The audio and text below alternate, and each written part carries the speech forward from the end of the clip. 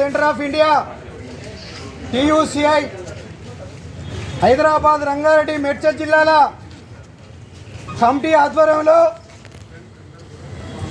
TUCI రాష్ట్ర మహాసభల్లో ఇచ్చినటువంటి పిలుపు మేరకు ఈరోజు తెలంగాణ రాష్ట్ర వ్యాప్తంగా కలెక్టర్ కార్యాలయం ముందు, లేబర్ కమిషనర్ కార్యాలయం ముందు నిరసన కార్యక్రమాల్ని నిర్వహించమని పిలుపునిచ్చింది.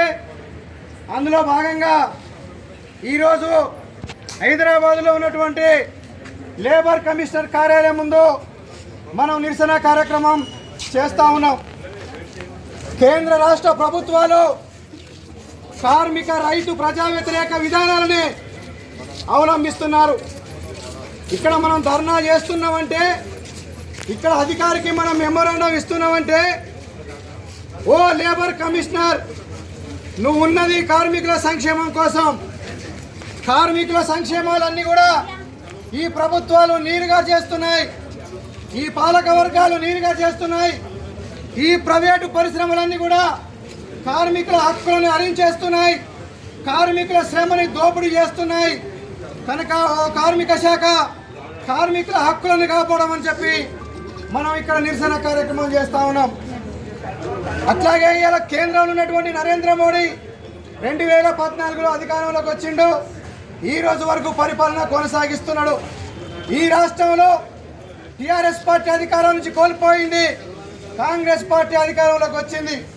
ఏ పార్టీ అధికారం కోల్పోయినా, ఏ పార్టీ అధికారంలోకి ఉన్నా నిరంతరం ఈ దేశాన్ని ఏలుతున్నటువంటి ప్రభుత్వాలు ఏవైతే ఉన్నాయో, నరేంద్ర మోడీ ఈరోజు దేశంలో ఉన్నటువంటి కార్మికుల హక్కులను హరించేస్తున్నాడు తప్ప కార్మికుల హక్కుల ప్రయోజనాల్ని మాత్రం పెంచట్లే.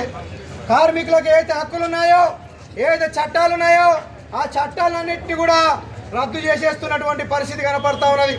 29 చట్టాలను 4 లేబర్ కోడ్లుగా కుదించి వేయడం జరిగింది.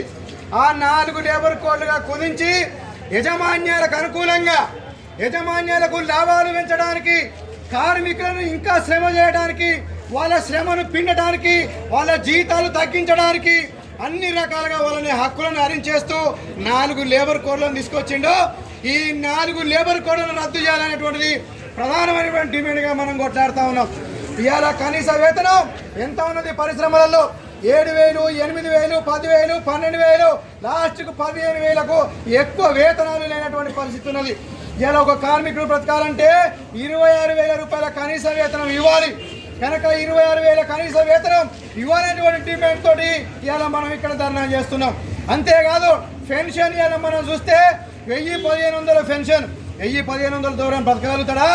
ఇలా ప్రభుత్వ అధికారులకు లేదు పెద్ద పెద్ద ఆఫీసర్లకు వాళ్ళ జీతం ఎంత, వాళ్ళ పెన్షన్ ఎంత? ఒక్కొక్కరికి 1,20,000, 1,50,000 రూపాయలు పెన్షన్ తీసుకున్నటువంటి అధికారులు ఉన్నారు.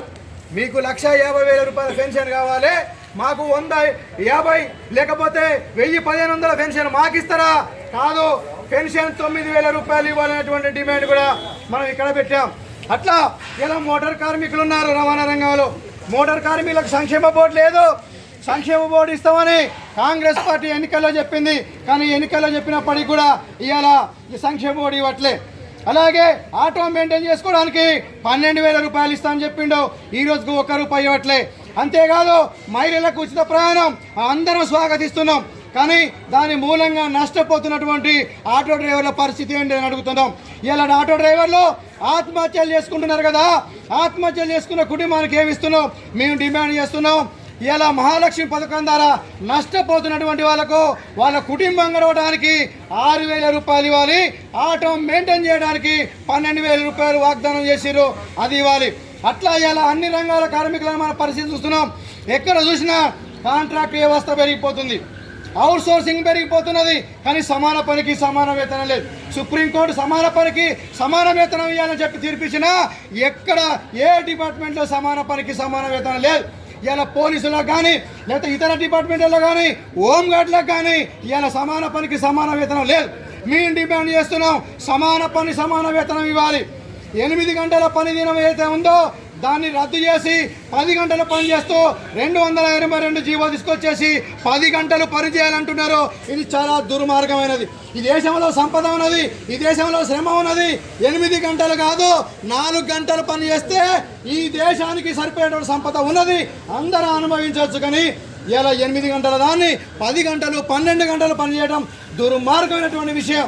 కనుక ఈ అన్ని హక్కులను కాంట్రాక్ట్ వ్యవస్థ రద్దు చేయాలి, అవుట్ సోర్సింగ్ వ్యవస్థ రద్దు చేయాలి, అందరినీ పర్మనెంట్ చేయాలనేటువంటి డిమాండ్ తోటి ఇలా అనేక కార్మికుల ప్రయోజనాల కోసం రాష్ట్ర వ్యాప్తంగా టీయూసీ పిలుపునిచ్చింది. కనుక ఆ పిలుపుని అందుకొని వచ్చినటువంటి ఇలా మీ అందరికి కూడా పేరు పేరున ముందుగా విప్లవాభివందనాలు తెలియజేస్తూ